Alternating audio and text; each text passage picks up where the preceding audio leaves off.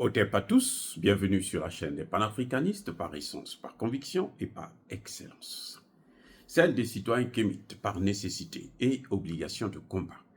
Nous sommes une chaîne qui n'est guidée que par nos ancêtres et rien que par les ancêtres qui appartiennent à l'égrégore du monde noir.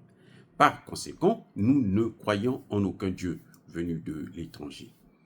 Toutefois, cette vidéo n'est aucunement destinée à inciter à la haine ou à la violence. Car nous menons un combat qui est d'abord et avant tout spirituel, intellectuel et démocratique.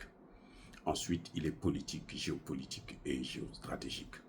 Contre l'impérialisme, le colonialisme, le néocolonialisme et l'endocolona, qui sont tous qualifiés de crimes contre l'humanité.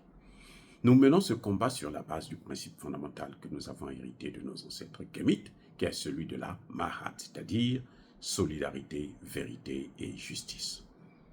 Vous êtes donc en droit de connaître la vérité et nous avons l'obligation de vous dire la vérité, rien que la vérité, afin que justice soit rendue au continent africain.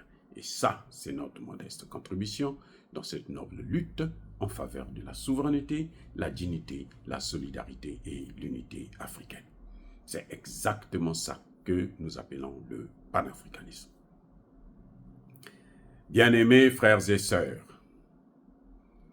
le grand journaliste américain Tucker Carlson a interviewé Vladimir Poutine. Oh là là, 2 heures d'interview. 2 heures. Où Poutine a, mais alors, il a tout mis sur la table. Poutine a montré sa capacité. D'abord, qu'il connaît son pays, il connaît l'Ukraine. Il a pris d'abord une vingtaine ou presque 30 minutes pour expliquer l'histoire de la Russie et de l'Ukraine.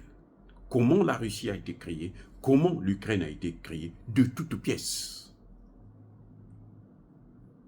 L'Ukraine que vous voyez là, et on vous l'a déjà dit, à plusieurs reprises, l'Ukraine, c'est une partie de la Russie, de la Pologne, de la Hongrie et de la Roumanie. C'est pour ça que quand Poutine dit si Zelensky continue à jouer comme ça, là, et l'Ukraine risque de prendre un coup grave. Je vous ai dit ça la dernière fois, qui sera probablement irréparable. Mais c'est la balkanisation. Parce qu'à partir du moment où la Russie prend sa partie, pourquoi la Pologne ne va pas prendre aussi sa partie à elle? Pourquoi voulez-vous que la Hongrie ne puisse pas prendre sa partie? Pourquoi la Roumanie ne va pas revendiquer sa partie? Parce que quand vous allez, Poutine l'a expliqué, vous allez dans certains endroits, là, vous allez trouver des gens qui vivent comme des Hongrois. Oui, il y a des villes comme ça où les gens vivent comme des Hongrois.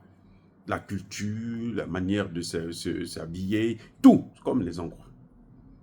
Vous allez donc dans d'autres parties, les gens vivent comme des Polonais. Et ils revendiquent, ils disent que nous sommes des Hongrois. Ils sont en Ukraine, mais ils disent nous sommes des Hongrois. Mais nous vivons ici. Ici, c'est chez nous. Eh oui. Comme la Pologne, c'est un pays qui adore les guerres. Mais la Pologne cherchera à prendre sa part aussi. Donc, Zelensky est en train de jouer avec le feu. Eh oui. À partir du moment où Poutine prendra sa partie, là, il faut faire très attention.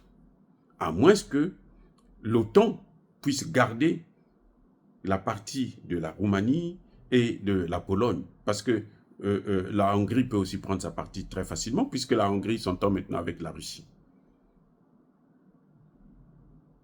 Donc, Poutine a montré dans cette première partie-là, ces 30 premières minutes-là, que il n'est pas aussi nul que les autres, notamment que Emmanuel Macron, qui ne connaît pas l'histoire de l'Afrique.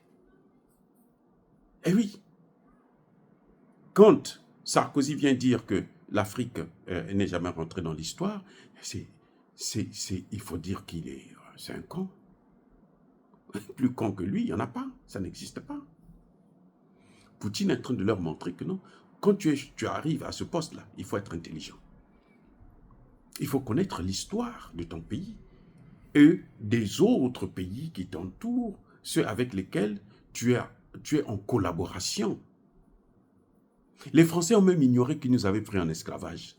Vous voyez, au point où, quand nous on dit non, on ne veut plus l'esclavage, on ne veut plus la colonisation, ils disent que non, c'est à cause des Russes.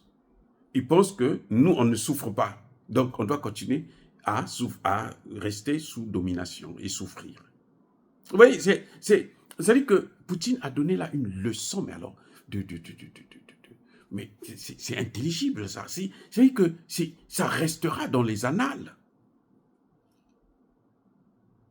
Eh oui. Il est en train de montrer que tu ne peux pas être un chef d'État et être bête.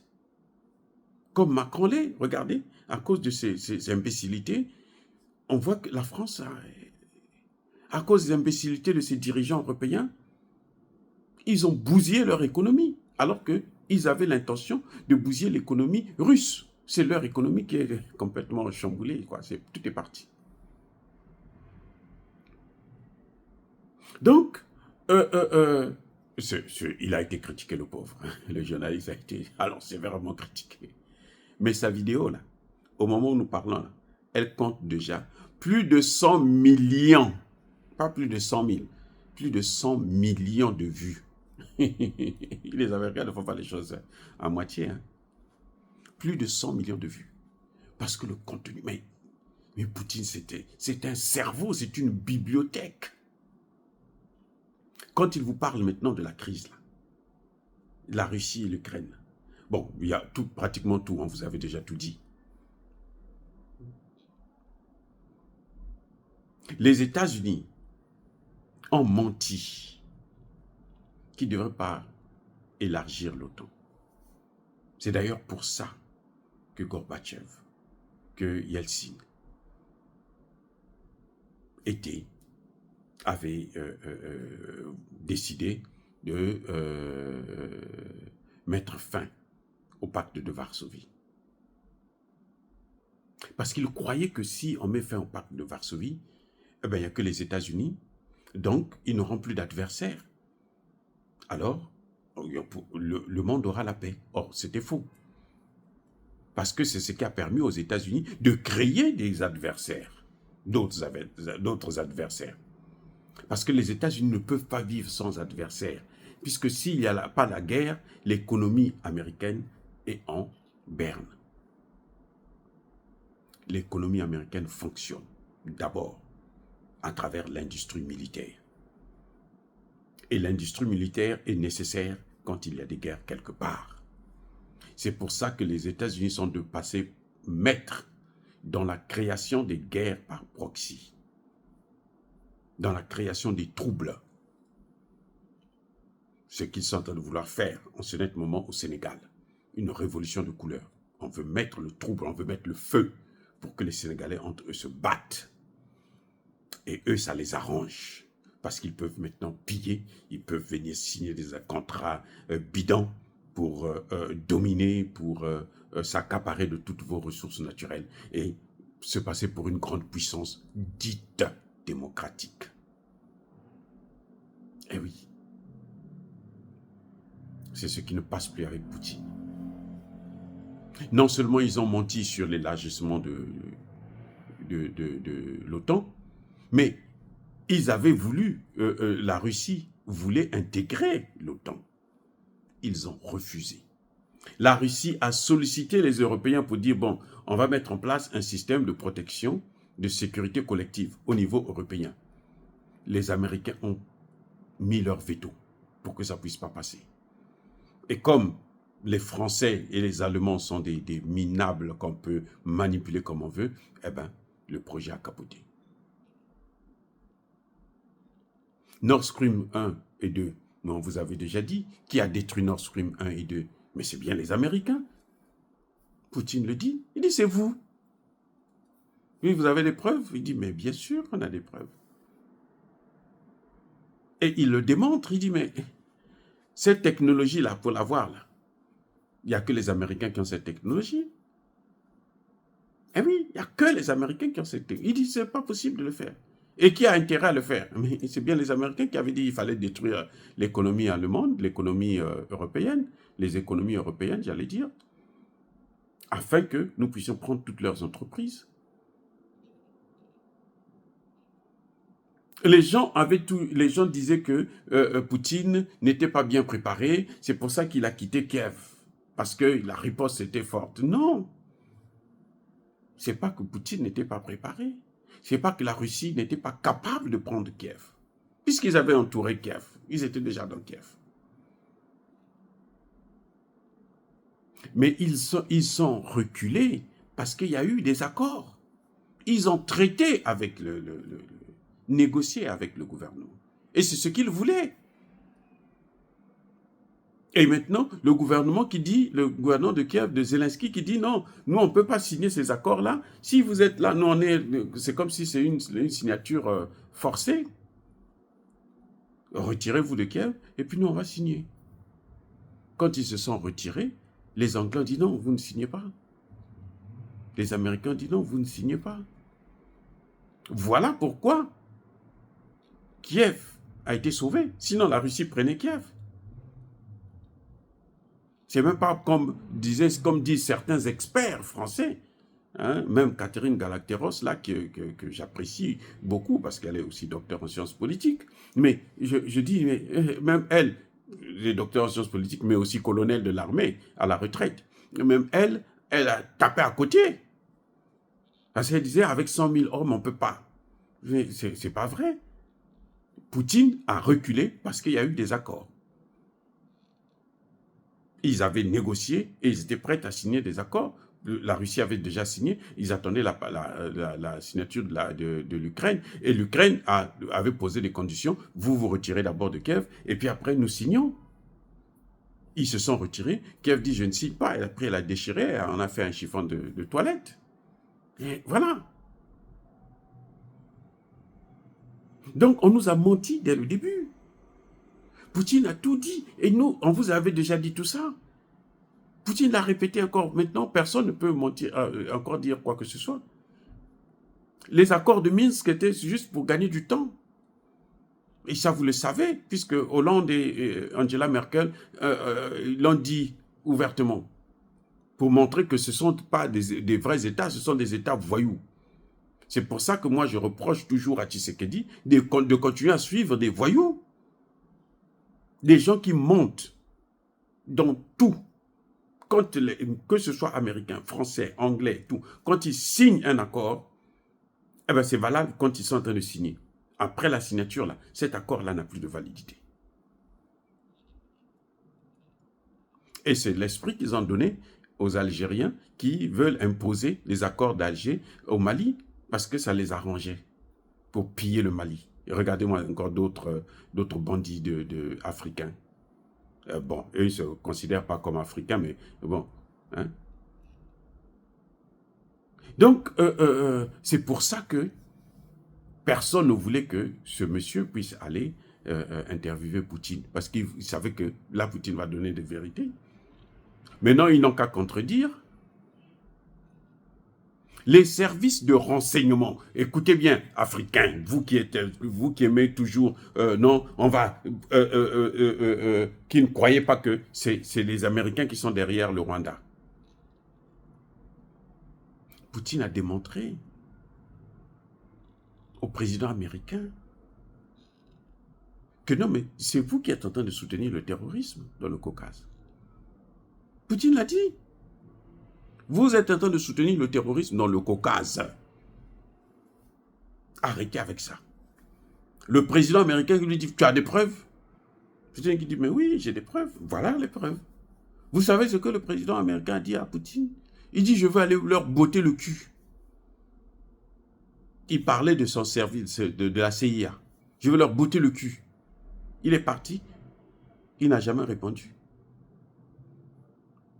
Quand un jour, après plusieurs pressions, ils vont répondre, ils disent oui, la CIA avoue, nous avons soutenu l'opposition, la CIA appelle ça opposition. Exactement ce que vous avez vu au Mali, au Centrafrique, au Tchad, au Congo démocratique et tout. C'est eux qui soutiennent des rebelles, c'est eux qui soutiennent des terroristes. On leur donne des noms, djihadistes, rebelles armés, opposition armée, tous les noms possibles, quoi. Juste pour ne pas dire que non, ce sont des terroristes qui soutiennent le terrorisme, ce sont eux les maîtres du terrorisme.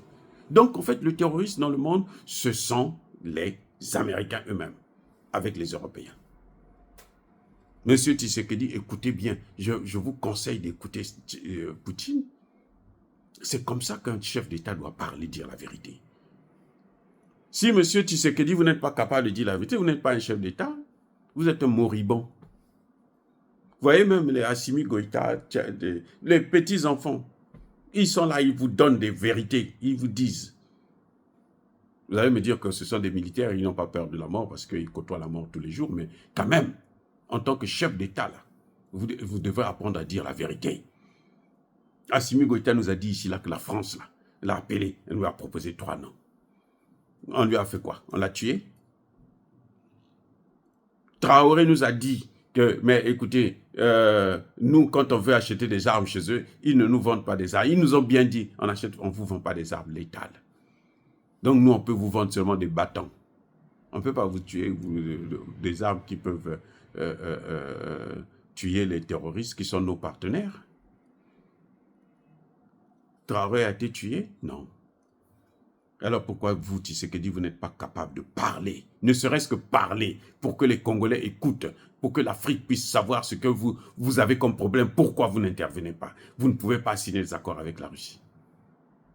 C'est parce que vous êtes une couille molle. Bref, Poutine a été clair, tout le dossier là, il n'y a plus rien à cacher. Les Américains sont fâchés, ils sont fâchés, oh là là, ils sont très fâchés, mais c'est trop tard. Oh, bien-aimés frères et sœurs, dire cela, c'est inciter à la haine ou à la violence. Non.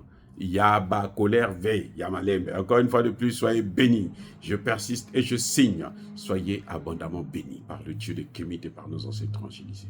Mais que tous ceux qui persécutent le continent africain le pillent et le déstabilisent, qu'ils soient noirs, blancs, chinois, arabes, juifs, indiens, qui qu'ils soient punis, maudits, foudroyés, neutralisés, écrasés, effacés par le Dieu de Kémit et par nos ancêtres fragilisés.